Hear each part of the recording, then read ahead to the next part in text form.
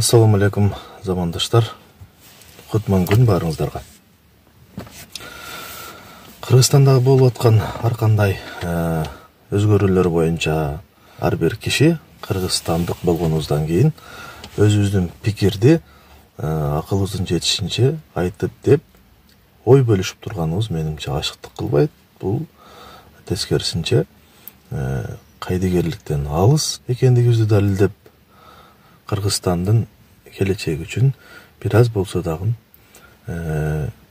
оюбузду кошуп турган бул милдет жана эң туура болуп эсептелет деп ойлойм.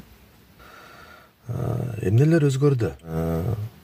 Коопсуздук боюнча военный техникалар, ошондой эле биздин жоокерлердин тамак ашы, кийген формалары, жалпы эле шарттары жакшырды деп айтканга негиз бар. Бул нерсени биз көрүп атабыз, билип атабыз. Бул мактанарлык кадам деп айтсак жаңылышпайбыз. Бул нерсе чындык. Айтып деп турганыбыз бул жакшы. Жакшылыкты жасаганды дагы көрүп билген бул адилеттүүлүк болуп эсептелет да.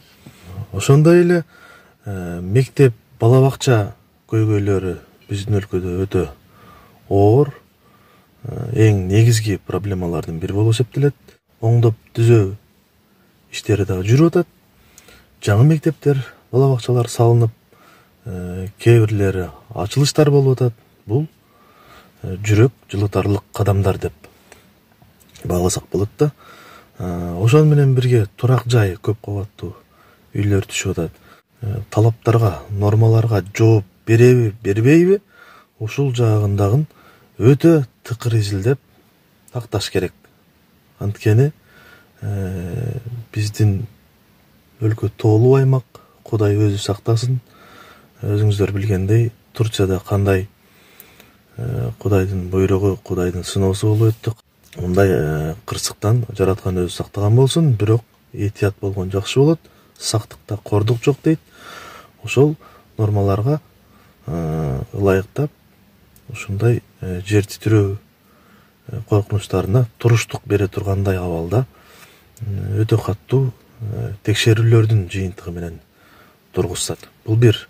Анан экинчиден жакшы көрүнүш, турак жайлардын заманбап стилде түшүп, Кыргыз өлкөсүндө биринчиден көрк, ошондой эле мекендештерди турак жай менен камсыздоого багытталган проекттер болуп атат. Бул өтө жакшы, колдойбуз албетте. Ошон менен бирге анан жумуш орундары деген маселе четте калып калып атат да. Турак жайлар курулду, түзөлдү дейли. Анан ошол жерде ипотека алып, бөлүп төлөө ыкмасы менен алган жарандар кантип төлөйт? Бир гана эле Россия жана башка чет өлкөлөрдө иштеп төлөйт деген түшүнүк менен тургузулуп атабы? Ошол түшүнүк боюнча калып, ошон үчүн көңүлдүн четинде калып атабы жумуш орундарын түптөө деген пландар? Президенттин өзүнүн бул негизги пландарынын биринде айтылган эле мигранттарды биринчи кезекте 2-3 жылдын ичинде колдон келишинче баарын алып келем дегендей пикирди бир жолу эмес, көп жолу кайталаган. Баарын алып келе албайт албетте. Кайсы бир деңгээлде иш аракеттер көрүнмөй эле да, жумуш орундарын камсыз кылуу боюнча. Ошол жерде буга чейин депутаттар дагы айрым айтып өтүштү, ошолордун сөзүн толук колдойм. Ошол көп кабаттуу үйлөрдү тургузуу менен ошол эле учурда көп кабаттуу үйлөрдүн биринчи кабатына же болбосо подвалына ишканаларга ылайыкташтырылып, ошол деңгээлде иш пландарды түзүп аракеттерди жүргүзүшсө жакшы болмок да. Айтайын дегеним, иш орундарын камсыз кылууга багытталган проекттерди дагы көп иштеп чыгышса туура болмок. Бул Россиядагы жана башка өлкөлөр дагы бир гана жараткан билет, эртең бүрүшкөн эмне болуп кетишини. Ошондуктан башка өлкөлөр сыяктуу эле бизде дагы мүмкүнчүлүктөр бар. Бизде кем байлык Кудайга шүгүр жараткан берген. ошолорду туура пайдалануу менен өз мекенге мигранттарды кайтарып келүү багытында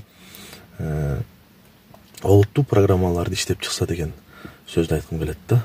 Албетте мунун баары бир паста ишке ашпайт, бирок андай дейин десек, Садыр Нуркожоевичтин дагы такка келип отурганына 3 жылдын тегереги болуп баратат. 2 жылдан ашып. Ошондуктан бул жаатта дагы унутта калтырбай иштерди жүргүзсө деген тилекти айткым келет да. Буга албетте кыйын өз ишин билген кесипкөйлөр керек. Бул багыт боюнча жардамчылар керек дегендей, колдоочулар керек.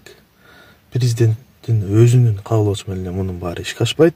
Ошон үчүн жактап колдоп жүргөн айлана чөйрөңүздү, урматтуу президент, кесипкөй кишилер менен толуктасаңыз, ушундай заманбап ыкмаларды билген, өз ишин так жана жоопкерчиликтүү, адилеттүү аткарган кишилер менен командаңызды толуктасаңыз деп айткым келет. Мындай кишилер жок эмес бизде толтура Кыргыз өлкөсүндө, бирок тандоону туура кылсаңыз бул сиздин гана абийириңиз болуп эсептелет.